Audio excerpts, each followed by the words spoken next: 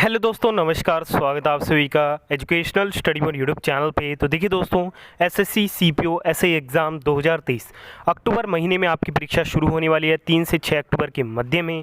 तो SSC CPO SI exam 2023 के लिए top most important GK GS और करंट अफेयर के वो रिपीटेड क्वेश्चन आपको कवर कराए जाएंगे जो एसएससी सीपीओ एसआई एग्ज़ाम में बार बार एसएससी के द्वारा रिपीट किए जाते हैं। तो जिन भी साथियों की अक्टूबर माह में परीक्षा होने वाली है वो सभी साथी ध्यान से इस वीडियो को जरूर देखिएगा।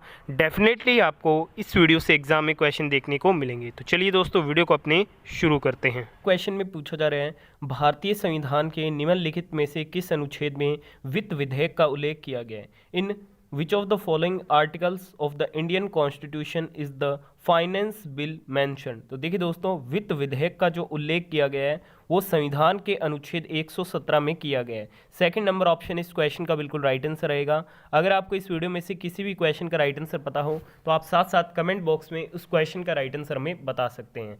सेकंड क्वेश्चन में पूछा जा रहा है कि निम्नलिखित में से कौन सा एक इनपुट डिवाइस नहीं है? Which of the following is not an input device? देखिए दोस्तों, जो मॉनिटर है वो क्या एक इनपुट डिवाइस नहीं है, ये आउटपुट डिवाइस का उदाहरण है। ओसीआर, कीबोर्ड, एमआईसीआर, ये क्या है? इनपुट डिवाइस के एग्जाम्पल है, उदाहरण है।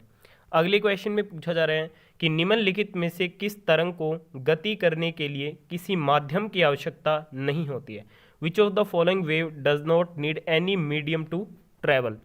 तो ये कौन सी तरंग को किसी भी माध्यम की आवश्यकता नहीं होती है? तो देखिए दोस्तों, जो लाइट वेव होती है, प्रकाश तरंग होती है, उसे किसी भी मीडियम यानी कि माध्यम की आवश्यकता नहीं रहती है ट्रैवल करने के लिए।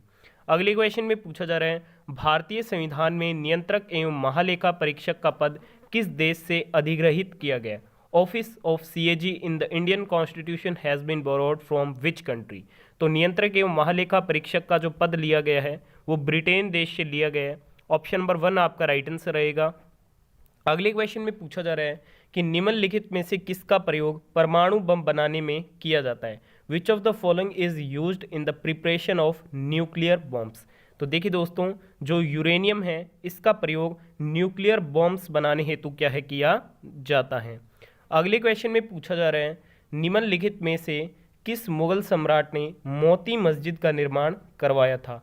वो among the following Mughal emperors built Moti Masjid? तो मोती मस्जिद का जो निर्माण करवाया गया था वो करवाया गया था मुगल सम्राट शाहजहां के द्वारा। अगले क्वेश्चन में पूछा जा रहा है, होमी भाभा पुरस्कार डैश के क्षेत्र में विशेष योगदान के लिए दिया जाता है? Homi Bhabha award is given for special contribution in the field of? तो जो होमी भाभा पुरस्कार है ये न्यूक्लियर एनर्जी यानी कि परमाणु ऊर्जा के क्षेत्र में विशेष योगदान के लिए क्या है प्रदान किया जाता है। अगले क्वेश्चन में पूछा जा रहा है, युद्ध काल में सर्वोच्च वीरता पुरस्कार कौन सा है? Which is the highest gallantry award in war time? तो युद्ध काल में सर्वोच्च वीरता पुरस्कार कौन सा है? परमवीर चक्र है। राइट आंसर ऑप्शन नंबर 2 रहेगा। देखिए दोस्तों, अभी तक आपने इस वीडियो को लाइक नहीं किया तो प्लीज़ जल्दी से लाइक कर दीजिएगा और वीडियो में टारगेट रहेंगे 500 लाइक्स कंप्लीट करने का। और वीडियो को एंड तक वॉच जरूर कीजिएगा, स्किप मत कीजिएगा, मिस मत कीजिएगा। हो उसके जिस क्वेश्चन को स्किप कर दो वही क्वेश्चन एसएससी एमटी हवलदार एग्जाम 2023 में पूछ लिया जाए, तो इसलिए वीडियो में ध्यान से एंड तक जरूर बने रहिएगा।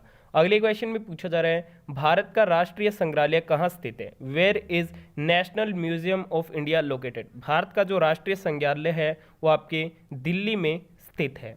अगले क्वेश्चन में पूछा जा रहा है, निम्नलिखित में से लाओस की राजधानी क्या है? Which among the following is the capital of Laos? तो वियतनाम है, ये क्या है? लाओस की राजधानी है। ठीक है, राइट आंसर ऑप्शन नंबर 1 रहेगा इस क्वेश्चन का। अगले क्वेश्चन में आपसे पूछा जा रहा है, निम्नलिखित में से कौन अकबर का राजस्व मंत्री था? वो among the following was the revenue minister of Akbar? Revenue minister of Akbar की बात करें तो वो थे आपके Todarmal. Correct answer option number 1 रहेगा इस क्वेश्चन का। नेक्स्ट क्वेश्चन में पूछा जा रहा है, सिखों को खालसा में किसने बदला? वो transform the six into the Khalsa? तो सिखों को खालसा में बदला था गुरु गोविंद सिंह जी के द्वारा। Correct answer option number D रहेगा। नेक्स्ट क्वेश्चन में पूछा जा रहा है, भगत सिंह ने जेल में जो पुस्तिका लिखी उसका शीर्षक क्या था? What was the title of the pamphlet the Bhagat Singh wrote in the jail? तो उसका शीर्षक था मैं नास्तिक क्यों, why I am an atheist. Correct answer option number 4 रहेगा। अगले क्वेश्चन में पूछा जा रहा है, कोयले और पेट्रोलियम किस प्रकार की चट्टानों में पाए जाते हैं?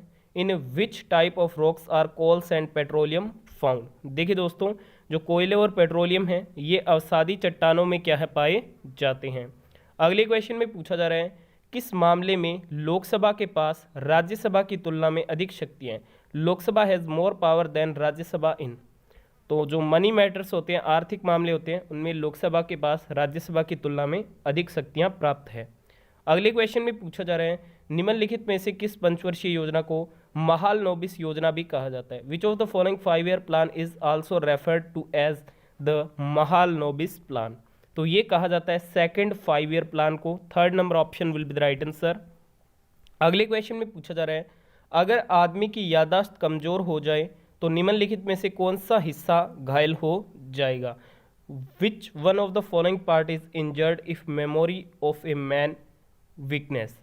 तो कौन सा हिस्सा घायल हो जाएगा। तो जो सेरिब्रम पार्ट है ब्रेन का वो क्या है घायल हो जाता है मेमोरी वीकनेस से। अगले क्वेश्चन में पूछा जा रहा है निम्नलिखित में से कौन सा रोग विटामिन डी की कमी से होता है।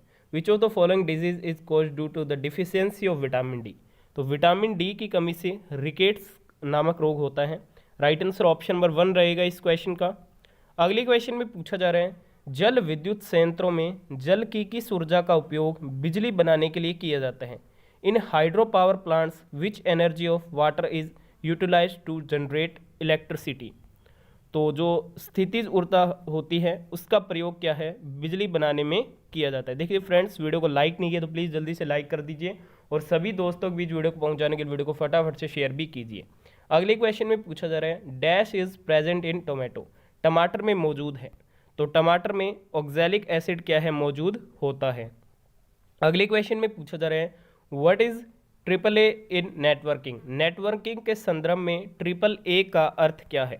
तो इसका अर्थ होता है authentication, authorisation and accounting. Right answer option number 1 रहेगा। अगले क्वेश्चन में पूछा जा रहा है राष्ट्रीय दृष्टिहीन विकलांग संस्थान कहाँ स्थित है। The national institute for the visually handicapped is situated at. तो ये स्थित आपके देहरादून में। Second number option will be the right answer. अगले क्वेश्चन में पूछा जा रहा है भारतीय संविधान की निम्नलिखित में से कौन सी अनुसूची राज्यसभा में सीटों के आवंटन से संबंधित है। Which among the following schedules of Indian constitution talks about the allocation of seat in Rajya Sabha.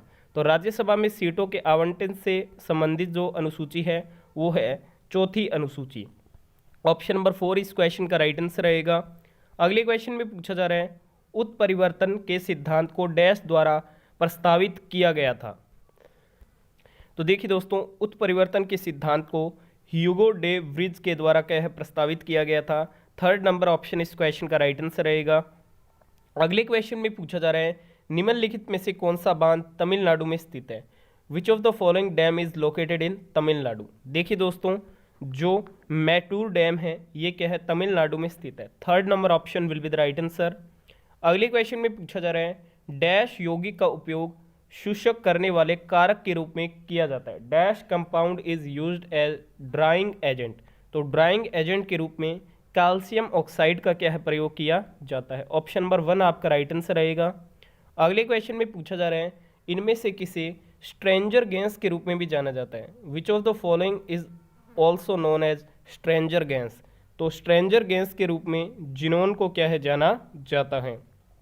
अगले क्वेश्चन में पूछा जा रहा है सशस्त्र सेना झंडा दिवस हर वर्ष मनाया जाता है। The armed force flag day is observed every year on. तो सशस्त्र सेना झंडा दिवस मनाया जाता है 7 दिसंबर को प्रतिवर्ष। राइट आंसर ऑप्शन नंबर 1 रहेगा इस क्वेश्चन का। अगले क्वेश्चन में पूछा जा रहा है घनत्व की गणना कैसे की जाती है। Density is calculated by. तो डेंसिटी की गणना की जाती है द्रव्यमान अपॉन आयतन के according. Right answer option number 2 रहेगा इस क्वेश्चन का। अगले क्वेश्चन में पूछा जा रहा है महानदी डैश के पर्वतीय भूभाग में निकलती है। तो ये निकलती है छत्तीसगढ़ के पर्वतीय भूभाग में से। राइट आंसर ऑप्शन नंबर 2 रहेगा इस क्वेश्चन का। तो देखिए फ्रेंड्स, आज की इस वीडियो में हमने ये जीके का प्रैक्टिस सेट कवर कर लिया जहाँ पे आपको टॉप 30 प्रश्न कवर कराए गए हैं। आपने वीडियो को यहाँ तक देखा, धन्यवाद। अगर आपको वीडियो पसंद आई तो प्लीज़ वीडियो को लाइक शेयर, चैनल को सब्सक्राइब जरूर कीजिएगा। धन्यवाद। जय हिंद, जय भारत।